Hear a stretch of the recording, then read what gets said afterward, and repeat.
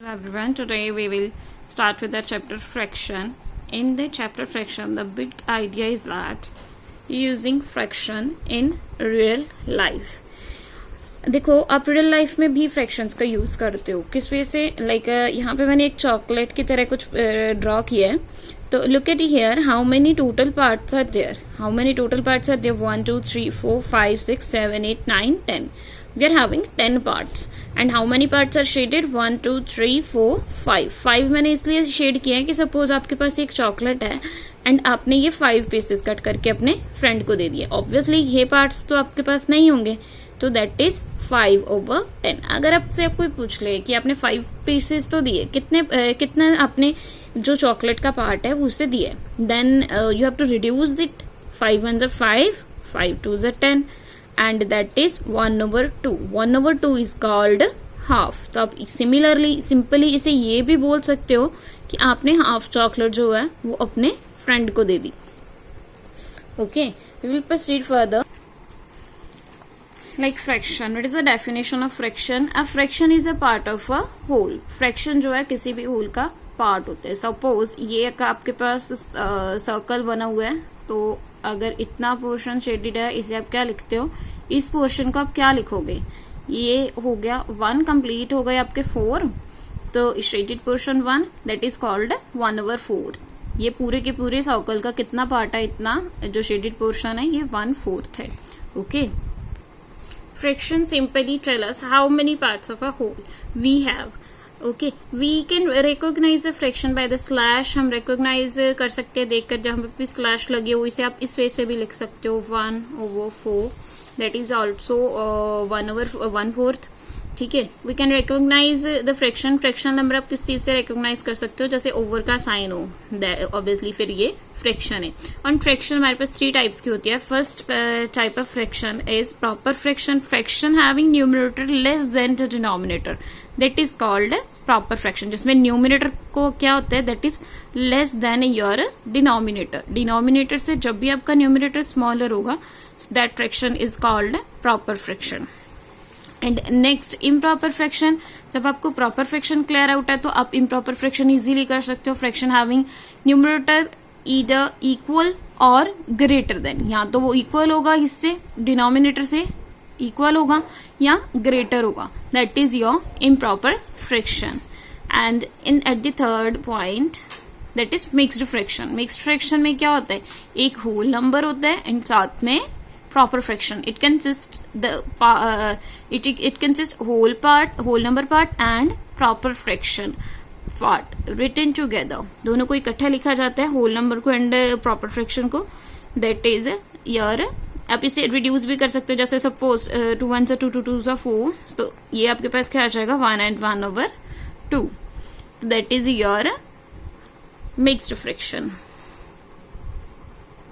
And one more important thing equivalent fraction fractions which have the same value even though they may look different जिनकी value same होती है but चाहे वो different भी दिख रहे हो लाइक 1/2 एंड 2/4 आर इक्विवेलेंट। देखो ये डिफरेंट नजर आ रहे हैं बट ये जो है ये इक्विवेलेंट है because they are both half दोनों के दोनों क्या है हाफ है।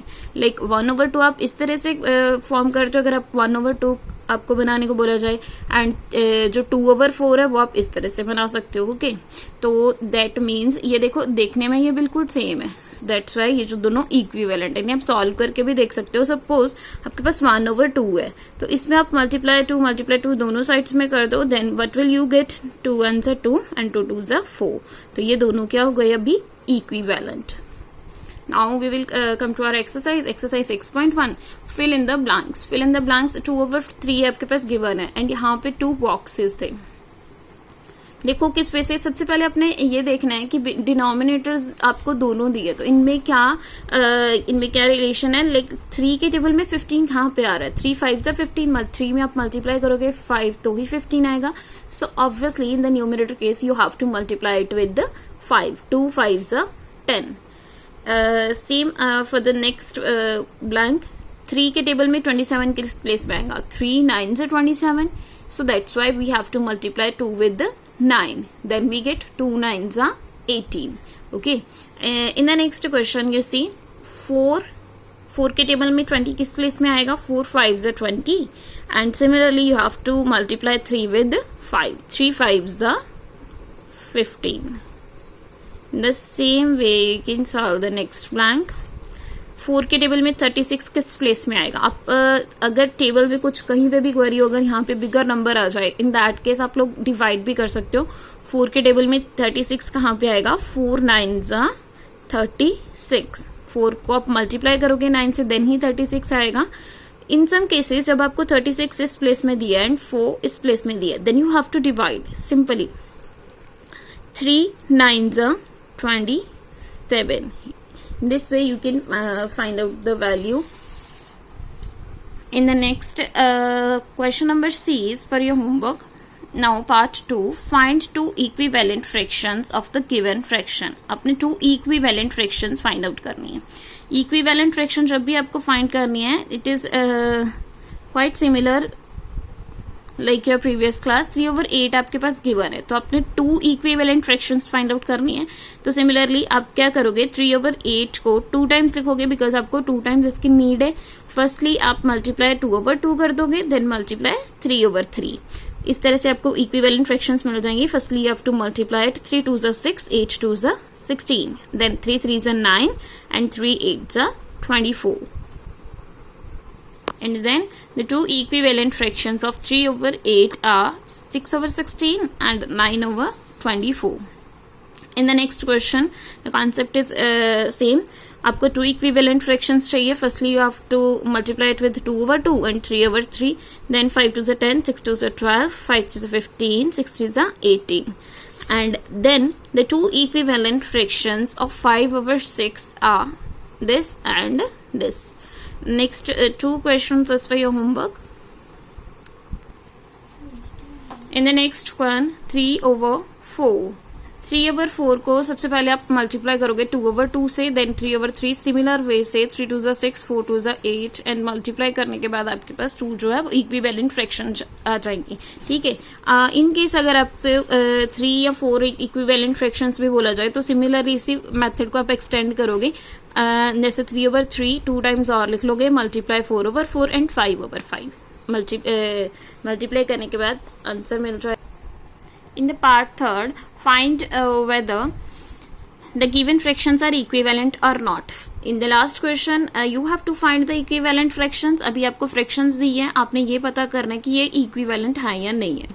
Then by cross multiply the numerators and denominators.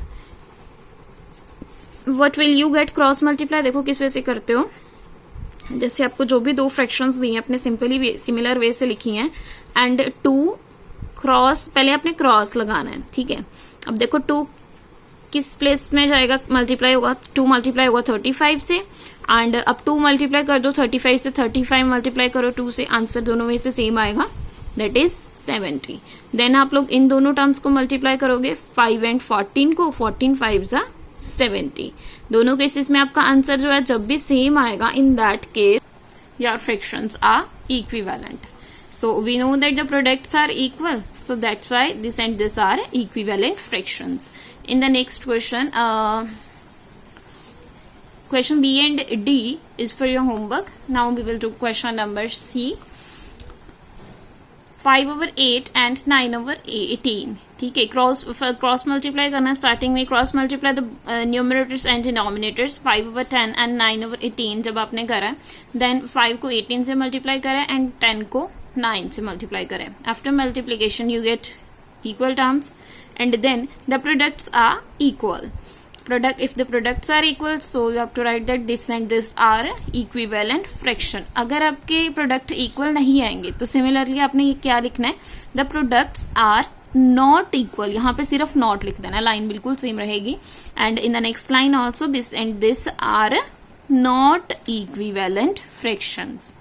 Are यहाँ पे आएगा नोट अगर आएगा तो, एंड सिमिलरली आर के बाद यहाँ पे भी आएगा अगर दोनों इक्वल नहीं होंगे, इन दैट केस. ओके.